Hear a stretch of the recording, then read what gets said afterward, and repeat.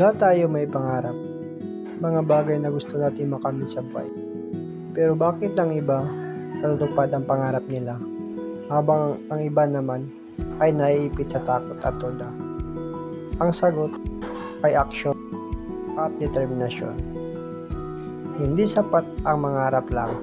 Kailangan mo din kumilos, magsikap, at manatiling matatag. Kahit gaano kahirap ang daan. Walang madali, pero tandaan mo, ang bawat hakbang, gaano man kalit, ay papalapit sa iyo sa tagumpay. Kaya huwag kang susuko at huwag kang matakot sa pagkabigo. Dahil ang tunay na pagkatalo ay ang hindi pagsuko.